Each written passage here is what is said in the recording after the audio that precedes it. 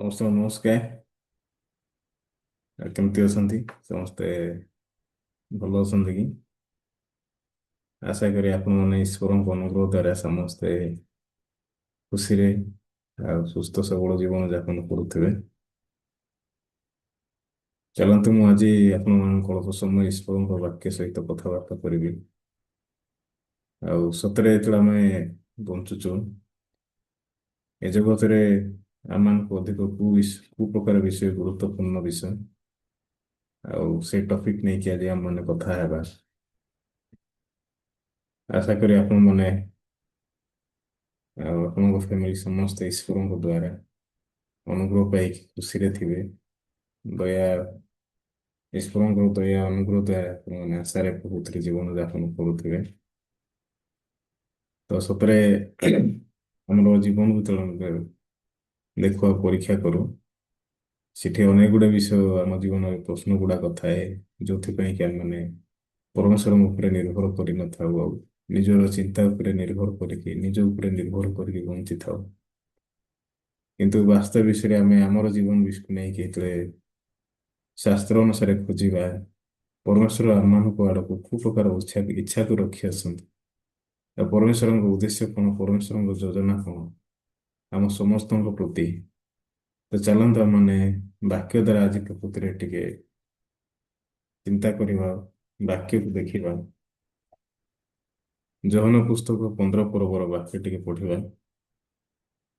ଏକ ପଦରେ ମୁଁ ପଢୁଛି, ଆପଣମାନେ ଯଦି ଆପଣଙ୍କ ପାଖରେ ବାଇବଲ ଅଛି ନିଶ୍ଚିତ ଭାବରେ କାଢନ୍ତୁ ଆଉ ପଢନ୍ତୁ ଆଉ ଦେଖନ୍ତୁ। ମୁଁ ପ୍ରକୃତ ଦ୍ରାକ୍ଷାଲତା, ପୁଣି ମୋହର ପିତା କୃଷକ। ଯେ ମୋଠାରେ ଥିବା କୌଣସି ଶାଖା ଫଳ ନ ଫଳେ ତାହା ସେ କାଟି ପକାନ୍ତି, ଆଉ ଯେକୌଣସି ଶାଖା ଫଳ ଫଳେ ଅଧିକ ଫଳ ଫଳିବା ନିମନ୍ତେ ସେ ତାହା ପରିଷ୍କାର କରନ୍ତି। ଆଜି ଦୁଇଟା ପଦକୁ ନେଇକି କହିବାକୁ ଚାହେଁ। ଯୀଶୁ ଖ୍ରୀଷ୍ଟ ନିଜେ କହିଲେ, ମୁଁ ହଉଛି ଦ୍ରାକ୍ଷା, ମୁଁ ପ୍ରକୃତ ଦ୍ରାକ୍ଷାଲତା, ପୁଣି ମୋହର ପିତା କୃଷକ। ତ ଯୀଶୁ ଖ୍ରୀଷ୍ଟ ହଉଛନ୍ତି ଦ୍ରାକ୍ଷାଲତା ଆଉ ଈଶ୍ୱର ହଉଛନ୍ତି କୃଷକ। ତ ଆମେ ଯେତେବେଳେ କୃଷକ ମାନଙ୍କ ବିଷୟରେ ଚିନ୍ତା କରିବା, ଜଗତରେ ଏ ଜଗତ ପ୍ରକୃତରେ ଆମେ ଜଗତରେ ଅନେକ କୃଷକ ମାନଙ୍କୁ ଆମେ ଭେଟି ପାରବା। ଏ ଜଗତରେ କୃଷକମାନେ ପ୍ରକୃତିରେ କାମ କରୁଛନ୍ତି। ଜଣେ କୃଷକ ଯେତେବେଳେ ଚାଷ କରିବା ପୂର୍ବରୁ ସେ ଭୂମିକୁ ଚାଷ କରିଥାଏ, ହଳ କରିଥାଏ, ଆଉ ସେ ଭୂମିରେ ଥିବା ଅନାବନା ଘାସକୁ ସବୁ ପରିଷ୍କାର କରିଥାଏ, ଆଉ ମାଟିକୁ ପ୍ରକୃତିରେ ଉର୍ବର କରିଥାଏ, ଆଉ ତାର ଢେକାଳ ପ୍ରକୃତିରେ ବାରିକି ପୁରା ମାଟିକୁ ପ୍ରକୃତିରେ ଲେଭେଲ କରିଥାଏ। ଏ ପ୍ରକାର ଗୋଟେ ଜମି ପ୍ରକୃତିରେ ତିଆରି ହଉଛି। ସେଥିପାଇଁ ଜଣେ କୃଷକ ଜାଣିଛି କୋଉ ପ୍ରକାର ଭୂମିକୁ ପ୍ରକୃତିରେ ମତେ ସଜେଇବାର ଅଛି ଆଉ ତିଆରି କରିବାର ଅଛି। ତ ସେ ଅଲ୍ ଅଫ୍ ସଡନ୍ ସେ କେବେ ମଧ୍ୟ ଗୋଟେ ମଞ୍ଜି ପ୍ରକୃତିରେ ବୁଣୁ ନାହାନ୍ତି, କିନ୍ତୁ ସେ ମଞ୍ଜିକୁ ବୁଣିବା ପୂର୍ବରୁ, ଗୋଟେ ଗଛ ଲଗେଇବା ପୂର୍ବରୁ ସେ ଭୂମିକୁ ପ୍ରକୃତିରେ ଚାଷ କରୁଛନ୍ତି ଆଉ ରେଡି କରୁଛନ୍ତି। ତ ପରେ ଯେତେବେଳେ ଚାଷୀ ପ୍ରକୃତିରେ ଜାଣୁଛି ଯେ ବର୍ତ୍ତମାନ ହଉଛି ମଞ୍ଜି ବୁଣିବାର ସମୟ, ତ ସେ ସମୟରେ ସେ ଖତ ସାର ଦେଇକି ପାଣି ଦେଇକି ପ୍ରକୃତିରେ ଗୋଟେ ମଞ୍ଜି ପ୍ରକୃତିରେ ମାଟିରେ ପୋତୁଛି। ତେବେ ଯାଇ ସେ ଗଛ ଯେତେବେଳେ ଉଠୁଛି, ବଢୁଛି, ଆଉ ଫୁଲ ଫୁଟୁଛି, ଫଳ ହଉଛି, ସେ ଗଛ ଦିନେ 30 ଗୁଣ, 60 ଗୁଣ, 100 ଗୁଣ ପ୍ରକୃତିରେ ଫଳ ଫଳୁଛି। ସେଥିପାଇଁ ଆଜି ଏଇ ଜାଗାରେ ଯୀଶୁଖ୍ରୀଷ୍ଟ ଗୋଟେ ବିଷୟ କହିଲେ, ଆଉ ମୁଁ ପ୍ରକୃତ ଦ୍ରାକ୍ଷାଲତା, ପୁଣି ମୋହର ପିତା କୃଷକ। ମୋ ଠାରେ ଥିବା ଯେକୌଣସି ଶାଖା ଫଳ ନ ଫଳେ ତାହା ସେ କାଟି ପକାନ୍ତି, ଆଉ ଯେକୌଣସି ଶାଖା ଫଳ ଫଳେ ଅଧିକ ଫଳ ଫଳିବା ନିମନ୍ତେ ସେ ତାହା ପରିଷ୍କାର କରନ୍ତି। ସେଥିପାଇଁ ଆମେ ପରିତ୍ରାଣ ପାଇଲା ପରେ ଯେତେବେଳେ ଆତ୍ମିକ ଜୀବନ ଯାପନ କରୁଅଛୁ, ପ୍ରଭୁଙ୍କୁ ଭେଟିଲା ପରେ, ପରମେଶ୍ୱରଙ୍କୁ ପାଇଲା ପରେ, ଅନେକ ଗୁଡ଼ିଏ ବିଷୟ ଅଛି ଯୋଉ ବିଷୟ କି ମତେ ବାକ୍ୟକୁ ବିଶ୍ୱାସ କରିବା ପାଇଁ, ପ୍ରଭୁଙ୍କ ଆଡ଼କୁ ପ୍ରକୃତିରେ ଯିବା ପାଇଁ ମତେ ବାନ୍ଧି ରଖିଥାଏ। ଆମର ନିଜର କର୍ମ, ନିଜର ଅଭାବ, ନିଜର ସମସ୍ୟା, ନିଜର ପରିସ୍ଥିତି। ଆମେ ହଉଛୁ ଜଣେ ଲୋକ, ଏ ପ୍ରକାର ଲୋକ ଯିଏକି ସଦାବେଳେ ପ୍ରକାର କହିକି ବଞ୍ଚିଥାଉ, କିନ୍ତୁ ପରମେଶ୍ୱର ଏ ସମସ୍ତ ବିଷୟକୁ ଦେଇ ଆସନ୍ତି ଆମମାନଙ୍କୁ। କାହିଁକି ଜାଣନ୍ତି କି? ଆମେ ତାହା ବିଶ୍ୱାସରେ ଅତିକ୍ରମ କରୁ ବୋଲି। ତା ମାନେ ଆମେ ବିଶ୍ୱାସରେ ଆଗକୁ ପାଦ ପକାଉ। ମୁଁ ବି ଯେତେବେଳେ ବଞ୍ଚୁଛି, ଅଧିକାଂଶ ସମୟରେ ମୋ ସମସ୍ୟା ପରିସ୍ଥିତିକୁ ଭଲ ପାଏ ନାହିଁ। ମୁଁ ରୋଗକୁ ବେଶୀ ଘୃଣା କରେ, କିନ୍ତୁ ପରମେଶ୍ୱର ମୋର ଲାଇଫରେ ସେ ବିଷୟକୁ ଦେଉଛନ୍ତି। ଆଉ ସେ ବିଷୟ ଦ୍ୱାରା ମତେ ପରମେଶ୍ୱର କହିବା ପାଇଁ ଚାହାନ୍ତି କି ତୁ ମୋ ଉପରେ ନିର୍ଭର କରେ। ଦିନେ ପିତରକୁ ଯୀଶୁ କହିଲେ, ପିତର ତୁ ମୋର ଅନୁଗମନ କରେ। ଦିନେ ପିତର ଯୀଶୁଙ୍କର ବାକ୍ୟ ଶୁଣିଲା ପରେ ପିତର ଯୀଶୁଙ୍କର ଅନୁଗମନ କରିଥିଲେ। 3.5 ବର୍ଷ ଧରି ଯୀଶୁଙ୍କର ପିତର ଅନୁଗମନ କରିଥିଲେ। ଯୀଶୁଙ୍କର କ୍ରୁଶାର୍ପିତ ପୂର୍ବରୁ ଦିନେ ପିତରଙ୍କୁ ଯୀଶୁ ପ୍ରକୃତରେ କହିଲେ, ପିତର ଆଉ 2 ଥର କୁକୁଡ଼ା ଡାକିବା ପୂର୍ବରୁ ତ ମତେ 3 ଥର ସ୍ୱୀକାର କର। ପିତର କେବେ ମଧ୍ୟ ସେଟାକୁ ଆଡମିଟ କଲା ନାହିଁ। ପିତର ପ୍ରକୃତରେ କହିଲା, ପ୍ରଭୁ ଯଦି ତାହା ହୁଅନ୍ତା ତେବେ ମୁଁ ଆପଣଙ୍କୁ କାହିଁକି ଅନୁଗମନ କରିଥାନ୍ତି? ଆଉ ସେ ପ୍ରକାର ବିଷୟ ଯଦି ହେଇଥାନ୍ତା ମୁଁ କାହିଁକି ଆପଣଙ୍କ ପଛରେ ଆସିଥାନ୍ତି? ତ ଯେତେବେଳେ ଆମେ ଦେଖୁଛୁ ସେ ବିଷୟ, ସେ ପ୍ରକାର ବିଷୟ, ତ ପିତର ନିଜକୁ ଦେଖିକି ଯୀଶୁଙ୍କର ବାକ୍ୟ ସେ ଗ୍ରହଣ କରିପାରିଲେନି। ଏଇଟା ମୁଁ କେମିତି ଯୀଶୁଙ୍କୁ ଅସ୍ୱୀକାର କରିବି? କେମିତି ଯୀଶୁଙ୍କ ପ୍ରକୃତିରେ ମୁଁ ସ୍ୱୀକାର କରିବି? ଏତେ ବର୍ଷ ଧରିକି ମୁଁ ଯୀଶୁଙ୍କର ଅନୁଗମନ କରିଅଛି, ଏତେ ବର୍ଷ ଧରିକି ମୁଁ ସମସ୍ତ ବିଷୟ ମୋର ପରିତ୍ୟାଗ କରିଅଛି। ଆଁ, ଏ ପ୍ରକାର କରିବା, ଏ ପ୍ରକାର ବଞ୍ଚିବାଟା ମୋ ପାଖରେ ଅସମ୍ଭବ। ସେଥିପାଇଁ ପିତର କେବେ ମୋତେ ବୁଝିପାରିଲେ ନାହିଁ ଯୀଶୁ ଯାହା କହିଲେ। କିନ୍ତୁ ଯୀଶୁ ଯାହା କହୁଥିଲେ ସେଇଟା ହଉଛି ସତ ଥିଲା। କିନ୍ତୁ ପିତର ବୁଝୁ କିମ୍ବା ନ ବୁଝୁ, ପିତର ଗ୍ରହଣ କରୁ କିମ୍ବା ନ କରୁ, କିନ୍ତୁ ସେଇଟା ହଉଛି ସତ ଥିଲା ଯାହା ପିତରଙ୍କ ବିଷୟରେ ଯୀଶୁ ନିଜେ କହିଥିଲେ। ଯୀଶୁ ଜାଣିଥିଲେ ଦିନେ ପିତର ପ୍ରକୃତରେ ଗାଲିଲକୁ ପଳେଇବ। ସେ ପୁନର୍ବାର ସେ ଗାଲିଲକୁ ଯିବ ଆଉ ମାଛ ଧରିବ। ପିତରଙ୍କ ବିଷୟରେ ଯୀଶୁ ଭଲସେ ଜାଣିଛନ୍ତି। କେତେ ଆମ ସମସ୍ତଙ୍କ ବିଷୟରେ ମଧ୍ୟ ଈଶ୍ୱର ଭଲସେ ଜାଣିଛନ୍ତି। ଆପଣଙ୍କ ପରିବାର, ଆପଣଙ୍କ ପିଲା ଛୁଆ ବିଷୟରେ ସବୁ ବିଷୟରେ ଈଶ୍ୱର ଜାଣିଛନ୍ତି। ଆମେ କୋଉ ପ୍ରକାର ସମସ୍ୟାରେ ସମ୍ମୁଖୀନ ହବୁ, କୋଉ ପ୍ରକାର ପରିସ୍ଥିତିରେ ସମ୍ମୁଖୀନ ହବୁ, ଆମ ଜୀବନରେ କେତେବେଳେ କଣ ଆସିବ, ପରମେଶ୍ୱର ସବୁ ବିଷୟ ଜାଣି ଆସନ୍ତି। ସେଥିପାଇଁ ପରମେଶ୍ୱର ଗୋଟେ ବିଷୟ ଆମମାନଙ୍କୁ ଶିଖାଇବା ପାଇଁ ଚାହାନ୍ତି, ଆଉ ମୁଁ ହଉଛି ପ୍ରକୃତ ଦ୍ରାକ୍ଷାଲତା, ତମେ ହଉଛ ମୋର ଶାଖା। ତ ପରମେଶ୍ୱର କାହିଁକି ପ୍ରକୃତରେ ଯୀଶୁ ଖ୍ରୀଷ୍ଟ କାହିଁକି ଏ ପ୍ରକାର ବିଷୟ ପ୍ରକୃତରେ କହିଲେ? ଉଁ, ଯୋହନ ପୁସ୍ତକ 15 ପର୍ବର 5 ପଦରେ ଦେଖିବେ, ମୁଁ ଦ୍ରାକ୍ଷାଲତା ତୁମମାନେ ଶାଖା, ଯେ ମୋ ଠାରେ ରୁହେ ଓ ମୁଁ ତାହା ଠାରେ ରହେ ସେ ପ୍ରଚୁର ଫଳ ଫଳେ, କାରଣ ମୋ ବିନା ତୁମମାନେ କିଛି କରିପାର ନାହିଁ। ତ ପରମେଶ୍ୱର କହିବା ପାଇଁ ଚାହୁଁନ୍ତି ଆମେ ଯୀଶୁଙ୍କ ବିନା କିଛି କରିପାରିବୁନି। ଜଣେ ଲୋକ ବାକ୍ୟ ବିନା କୌଣସି ବିଷୟ କରିପାରିବନି। ସେଥିପାଇଁ ପରମେଶ୍ୱର ଆଁ, ନିଜେ ସେ ପ୍ରମାଣ କରିବା ପାଇଁ ଚାହୁଁଛନ୍ତି କି ତମେ ହଉଛ ଶାଖା। ସତରେ ଗୋଟେ ଗଛକୁ ଦେଖୁଛୁ, ସେଠି 2 ପ୍ରକାର ଭାଗ ଅଛି। ଗୋଟେ ପ୍ରକାର ଭାଗ ହଉଛି ମୂଳ, ଆଉ ଗୋଟେ ହଉଛି ଶାଖା। ସେଥିପାଇଁ ଶାଖାରେ ଫଳ ଆସିଥାଏ, କିନ୍ତୁ ସେ ଶାଖା ପ୍ରକୃତରେ ମୂଳରେ ଜଏଣ୍ଟ ହେଇଥାଏ। ସେଥିପାଇଁ ରୋମୀୟ ପୁସ୍ତକରେ ମଧ୍ୟ ଆମେ ଦେଖିବା, ତମେ ବନ୍ୟଜିତ ବୃକ୍ଷର ଶାଖା ହେଲେ ତମେ ଜିତ୍ୟ ବୃକ୍ଷ ସହିତ କଲମ କରାଗଲା ଲେଖା ହେଇଛି। ସତରେ ଆମେ ନିଜକୁ ଦେଖିଲେ ବନ୍ୟଜିତ ବୃକ୍ଷ, ଏ ବନ୍ୟଜିତ ବୃକ୍ଷ ହଉଛି ଏତେ ସ୍ୱାଦ ନାହିଁ, ଇଏ ବହୁତ ଖଟାଳିଆ। କିନ୍ତୁ ଜିତ ବୃକ୍ଷ ସହିତ ଯେତେବେଳେ କଲମୀ କରାଯାଉଛି, ସେ ବନ୍ୟଜିତ ବୃକ୍ଷ ହେଲେ ସୁଦ୍ଧା ସେ ଜିତ ବୃକ୍ଷର ରସ ପାଇକି ସେ ଫଳ ପ୍ରକୃତିରେ ଫଳୁଛି। ତ ଠିକ୍ ସେହିପରି ମନୁଷ୍ୟ ମଧ୍ୟ ନିଜେ କିଛି କରିପାରିବ ନାହିଁ, ନିଜର ପାପ କ୍ଷମା ପାଇଁ ନିଜେ କିଛି କରିପାରିବ ନାହିଁ, ନିଜେ ଆତ୍ମିକ ଜୀବନ ବଞ୍ଚି ପାରିବ ନାହିଁ। କିନ୍ତୁ ଯୀଶୁଙ୍କ ସହିତ ଜଡ଼ିତ ହେଲେ ସେ ଯୀଶୁଙ୍କ ଭିତରେ ଥିବା ସମସ୍ତ ବିଷୟକୁ ଅଧିକାର କରିପାରିବ, ଯୀଶୁଙ୍କ ପରି ପବିତ୍ର ହେଇପାରିବ, ଯୀଶୁଙ୍କ ପରି ଧାର୍ମିକ ହେଇପାରିବ। ସେଥିପାଇଁ ପରମେଶ୍ୱର ଏ ଜାଗାରେ ଗୋଟେ ବିଷୟକୁ କହିବା ପାଇଁ ଚାହାନ୍ତି, ମୁଁ ହଉଛି ପ୍ରକୃତ ଦ୍ରାକ୍ଷାଲତା, ତମେ ହଉଛ ଶାଖା। ମୋ ଠାରେ ରୁହ, ମୁଁ ତମ ଠାରେ ରହିବି, ତେବେ ତମେ ପ୍ରଚୁର ଫଳ ଫଳିବ, ତମେ ମୋ ବିନା କିଛି କରିପାରିବ ନାହିଁ କହୁଛନ୍ତି। ସେଥିପାଇଁ 7 ପଦରେ ଦେଖିଲେ, ଯଦି ତୁମମାନେ ମୋ ଠାରେ ରୁହ ଆଉ ମୋହର ବାକ୍ୟ ତୁମମାନଙ୍କ ଠାରେ ରହେ, ତାହେଲେ ଯେକୌଣସି ବିଷୟ ଇଚ୍ଛା କର ତାହା ମାଗ, ଆଉ ତୁମମାନଙ୍କୁ ମଧ୍ୟ ତାହା ସାଧିତ ହବ। ତ ପ୍ରଭୁ ଏ ଜାଗାରେ କ୍ଲିୟରଲି ପ୍ରକୃତରେ କହୁଛନ୍ତି କି ତମେ ମୋ ଠାରେ ରୁହ, ମୁଁ ତମ ଠାରେ ରହିବି, ଆଉ ମୋର ବାକ୍ୟ ତମ ଠାରେ ରହିଲେ ତମେ ଯେକୌଣସି ବିଷୟ ଇଚ୍ଛା କରୁଛ ମାଗିବ, ତାହା ପାଇବ। ଆଶ୍ଚର୍ଯ୍ୟ। ବେଳେବେଳେ ଆମେ ମାଗିଥାଉ ପାଇନଥାଉ, ଖୋଜିଥାଉ ମିଳିନଥାଏ। ଆଁ? ସତରେ ସେ ସମୟରେ ଆମର ବିଶ୍ୱାସ ପ୍ରଭୃତିରେ ଦୁର୍ବଳରୁ ଦୁର୍ବଳ ହେଇଯାଏ।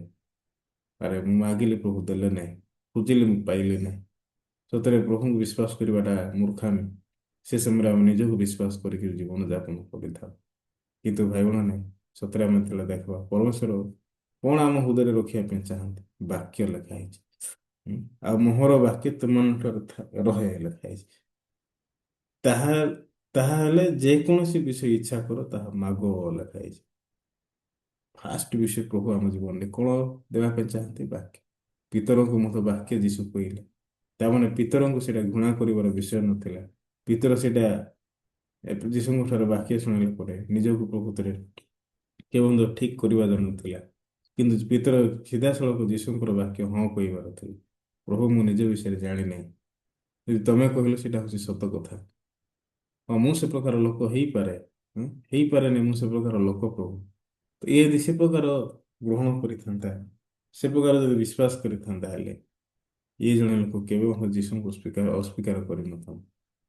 କିନ୍ତୁ ଯେତେବେଳେ ଆମେ ଯୀଶୁଙ୍କୁ ସ୍ୱୀକାର କଲା ପରେ ପିତରଙ୍କୁ ଦେଖୁଛୁ, ପିତର ରାତି ସାରା ମାଛ ଧରିଛନ୍ତି, କୌଣସି ମାଛ ପିତରଙ୍କ ଜାଲରେ ପଡ଼ିଲାନି। ପିତର ନିରାଶ ଆଉ ହତାଶ ହେଇକି ଅଛନ୍ତି। ସେ ପ୍ରକାର ସ୍ଥିତିରେ ଯୀଶୁଙ୍କୁ କ୍ରୁଶବିଦ୍ଧ କରାହେଲା। 3 ଦିନ ପରେ ପୁନରୁତ୍ଥିତ ହେଇକି ଯୀଶୁ ପିତର ପାଖରେ ପ୍ରଥମରେ ଗଲେ। ସେ ସମୟରେ ପିତରକୁ ଦେଖିଲେ, ପିତର ହାଲିଆ ହେଇକି କଷ୍ଟରେ ପ୍ରକୃତିରେ ଅଛି। ପିତରକୁ ଯୀଶୁ କହିଲେ, ପିତର ଗଭୀର ଜଳରେ ଜାଲ ପକା, ଡାହାଣ ସାଇଡରେ ବୋଲି କହିଲେ। ସେ ସମୟରେ ପିତର କଣ କହିଲେ, ପ୍ରଭୁ, ରାତି ସାରା ମାଛ ଧରିଛି, ମୁଁ କଣ ଜାଣିନାହିଁ କୋଉ ପ୍ରକାର ଜାଗାରେ ଜାଲ ପକେଇଲେ କୋଉ ସାଇଜ ମାଛ ପ୍ରକୃତିରେ ଆସିବ। ହଁ, ଏ ପ୍ରକାର ପିତରଙ୍କ ପାଖରେ ନିଜର ଜ୍ଞାନ ଟାଲେଣ୍ଟ ପ୍ରକୃତରେ ଥିବ, କିନ୍ତୁ ସେଇଟା ଦିନେ କାର୍ଯ୍ୟକାରୀ କଲାନି। ସେ ବିଷୟ କେବେ ମଧ୍ୟ ତାଙ୍କ ଜୀବନରେ ପ୍ରକୃତରେ ଉଁ, ଆଶା ଦେଇ ପାରିଲା ନାହିଁ, ଯୋଉ ଉପରେ ସେ ନିର୍ଭର କରିକି ବଞ୍ଚିକି ଆସିଥିଲେ। କିନ୍ତୁ ପିତରକୁ ଯୀଶୁ କହିଲେ, ପିତର, ତୁ ମୋ କଥା ଅନୁସାରେ ମୋର ବାକ୍ୟରେ ତୁ ଗଭୀର ଜଳରେ ଜାଲ ପକା। ସେ ସମୟରେ ପିତର ମତେ ଆଡମିଟ କରିପାରିଲା, ପ୍ରଭୁ, ଆଜି ମୁଁ ରାତି ସାରା ମାଛ ଧରିଛି, ଗୋଟେ ବି ପାଇନି, କିନ୍ତୁ ଆଜି ତମ ବାକ୍ୟରେ ପକେଇବି। ପିତର ଦେଖିଥିବ ଡାହାଣ ସାଇଡ୍ କୋଉଟା, ଯଦି ମୋର ଡାହାଣ ସାଇଡ୍ରେ ହେଲେ ଯୀଶୁଙ୍କର ବାମ ସାଇଡ୍, କିନ୍ତୁ ଯୀଶୁଙ୍କର ଡାହାଣ ସାଇଡ୍ ହେଲେ ମୋର ବାମ ସାଇଡ୍, ତେ ଡାହାଣ କୋଉଟା? ପିତର ସେ ସମୟରେ ବୁଝିବା ପାଇଁ ଚାହିଁନଥିବେ, କିନ୍ତୁ ପିତର ସିଧାସଳଖ ଗ୍ରହଣ କରିଥିବେ, ଦୁଇଟା ଜାଗା ମଧ୍ୟ ସମାନ। ସେଥିପାଇଁ ଦୁଇ ପାର୍ଶ୍ୱ ମଧ୍ୟ ସମାନ। ସେଥିପାଇଁ ପିତର ପ୍ରକୃତରେ ଡାହାଣ ସାଇଡ୍ରେ ବିନା ସେ ଜାଗାରେ କୌଣସି ବିଷୟ ସନ୍ଦେହ ନ କରିକି ଜାଲ ପକେଇଲେ। ସେ ସମୟରେ 153ଟା ମାଛ ପ୍ରକୃତରେ ଆସିଲେ। ପିତର ଖୁସି ହେବା ଦରକାର। ପିତର, କିନ୍ତୁ ପିତର ଖୁସି ହେଲେନି। ପିତର ପ୍ରକୃତରେ ଯୀଶୁଙ୍କର ଚରଣ ତଳେ ପଡ଼ିଲେ, କହିଲେ, ପ୍ରଭୁ, ମୁଁ ପାପୀ ମନୁଷ୍ୟ, ମୋ ଠାରୁ ଯିବା ବହୁତ। ଏ ବାକ୍ୟ ତା ପାଇଁ କେତେ ମୂଲ୍ୟବାନ ଥିଲା। ତ ପରମେଶ୍ୱର ଏ ବିଷୟକୁ ତାହାର ଜୀବନର ପ୍ରକୃତିରେ ରୋପଣ କରିବା ପାଇଁ ଚାହୁଁଥିଲେ। ପିତରକୁ ଏ ବିଷୟ ତାଙ୍କୁ ଦେଖାଇବା ପାଇଁ ଚାହୁଁଥିଲେ, ତୁ ହଉଛୁ ପାପୀ ମନୁଷ୍ୟ, ତୋ ଦ୍ୱାରା କିଛି ହବ ନାହିଁ। ସେଥିପାଇଁ ପିତରକୁ ଏ ଜାଗାକୁ ଆଣିବା ପାଇଁ ଦିନେ ପିତରକୁ ଯୀଶୁ ଅସ୍ୱୀକାର କରିବା ପାଇଁ ବନେଇଲେ, କିନ୍ତୁ ପିତର କେବେ ମଧ୍ୟ ତାହା ଆଡମିଟ୍ କରିନଥିଲେ। ସତରେ ଆମେ ପରିତ୍ରାଣ ପାଇଲା ପରେ ପରମେଶ୍ୱର ବେଳେବେଳେ ଆମମାନଙ୍କୁ ଜୀବନରେ ଅନେକ ଗୁଡ଼ିଏ ପରିସ୍ଥିତି ଆଣନ୍ତି। ଆମେ ବୁଝିନଥାଉ, ସେଇଟା ଗ୍ରହଣ କରିବା ପାଇଁ ପସନ୍ଦ କରିନଥାଉ, କିନ୍ତୁ ଯେତେବେଳେ ଆମେ ଦେଖୁଛୁ, ଗ୍ରହଣ କରୁଛୁ, ସେ ଜାଗାରେ ଅନେକ ଗୁଡ଼ିଏ ବିଷୟ ପ୍ରକୃତିରେ ପରମେଶ୍ୱର କାର୍ଯ୍ୟ କରିବା ପାଇଁ ଚାହାନ୍ତି ଆମମାନଙ୍କ ଜୀବନରେ। ସେଥିପାଇଁ ପରମେଶ୍ୱର ଗୋଟେ ପରିସ୍ଥିତି ଜଷ୍ଟ ଏମିତି ହିଁ ଦେଉଛନ୍ତି, ସେମିତି ନୁହଁ, କିନ୍ତୁ ପରମେଶ୍ୱର ସେ ବିଷୟ ଦ୍ୱାରା ଆମ ଜୀବନରେ ପ୍ରକୃତରେ କାମ କରିବା ପାଇଁ ଚାହାନ୍ତି। ଦିନେ ମୁଁ ମୋର ବାପା ମାଆଙ୍କୁ ପ୍ରକୃତରେ ହରେଇଲି। ମୁଁ ଭାବୁଥିଲି ପରମେଶ୍ୱର ପାର୍ସଲିଟ୍ କରୁଛନ୍ତି, ପରମେଶ୍ୱର ମୋ ଜୀବନରେ ପ୍ରକୃତରେ ଚିନ୍ତା କରୁନାହାନ୍ତି, ଆମ ପରିବାରକୁ ପରମେଶ୍ୱର ଭଲ ପାଉନାହାନ୍ତି। ମୁଁ ଏ ପ୍ରକାର ଚିନ୍ତା କରିକି ବଞ୍ଚୁଥିଲି, କିନ୍ତୁ ଦିନେ ଜାଣିଲି ପରମେଶ୍ୱର ମୋର ବାପା ମାଆଙ୍କୁ ନେଲା ପରେ ମୋତେ ପରିତ୍ରାଣକୁ ଦେଲେ, ଉଦ୍ଧାରକୁ ଦେଲେ। ପରମେଶ୍ୱର ମୋତେ ଚର୍ଚ୍ଚକୁ ଦେଲେ, ମଣ୍ଡଳୀକୁ ଦେଲେ। ମୁଁ ପରମେଶ୍ୱର ଦାସଙ୍କୁ ପ୍ରକୃତରେ ଭେଟିଲି। ବର୍ତ୍ତମାନ ପର୍ଯ୍ୟନ୍ତ ମଣ୍ଡଳୀ ଦ୍ୱାରା ପ୍ରକୃତରେ କଢ଼େଇକି ନିଆଯାଉଛି। ଏଇଟା ମୋ ପାଇଁ କେତେ ଆଶୀର୍ବାଦ ଜନକ ନାହିଁ, ଏଇଟା ମୋ ପାଇଁ କେତେ ଆଶୀର୍ବାଦର ବିଷୟ ପ୍ରକୃତରେ ନାହିଁ। ତ ସତରେ ମୁଁ କେବେ ମଧ୍ୟ ଏବେ ଯେତେବେଳେ ସେ ପଛବି ଜୀବନ ଯେତେବେଳେ ମନେ ପକାଉଛି, କେବେ ମଧ୍ୟ ସେଇଟାକୁ ମୁଁ ଘୃଣା କରିପାରୁନି।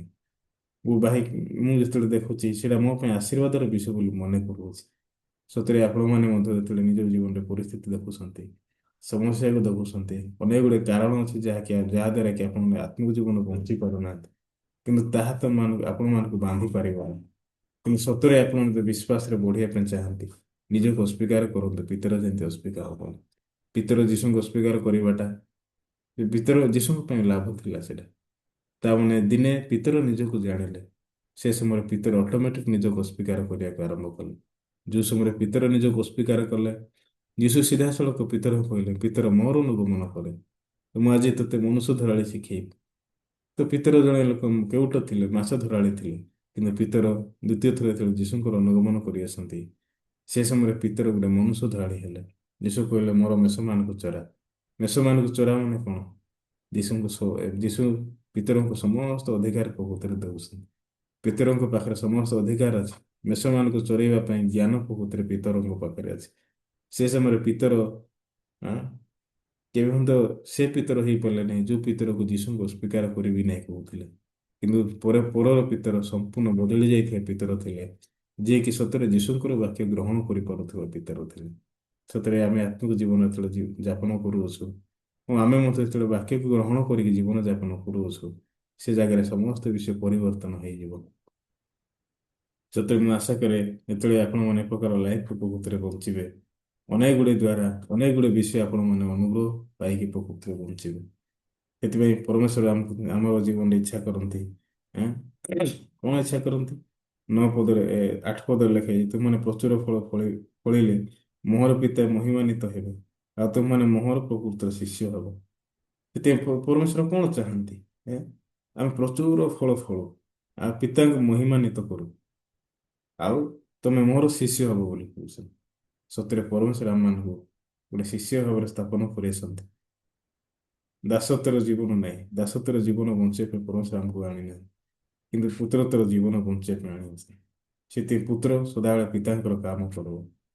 ପିତାଙ୍କର ଇଚ୍ଛା କଣ ସେଇଟାକୁ ଖୋଜିକି ବଞ୍ଚ। ସତରେ ଜଣେ ପରିଚାଳନା ପ୍ରାପ୍ତ ଖ୍ରୀଷ୍ଟିଆନ, ଜଣେ ଖ୍ରୀଷ୍ଟିଆନ ଭାବରେ ଈଶ୍ୱରଙ୍କ ଇଚ୍ଛା କଣ ସେଇଟା ଖୋଜିକି ବଞ୍ଚିବାଟା ହେଉଛି ବେଶୀ ଗୁରୁତ୍ୱପୂର୍ଣ୍ଣ। ମୁଁ ଆଶା କରି ଆପଣମାନେ ଏ ପ୍ରକାର ବାକ୍ୟ ଦ୍ୱାରା ଅନୁଗ୍ରହ, ଦୟା, ଆଶା, ଶାନ୍ତି, ଖୁସି, ଅନେକ ଗୁଡ଼ିଏ ରୋଗର ପ୍ରକୃତିରେ ସୁସ୍ଥତା ପାଇବେ ବୋଲି ମୁଁ ଆଶା କରୁଅଛି। ବେଶୀ ଧନ୍ୟବାଦ ସମସ୍ତଙ୍କୁ। ଏତିକି ଆଜି ମୁଁ ପ୍ରଚାର କରିବି। ନେକ୍ସଟ ଭିଡ଼ିଓରେ ଦେଖା ହେବା। ବେଶ ଧନ୍ୟବାଦ, ନମସ୍କାର।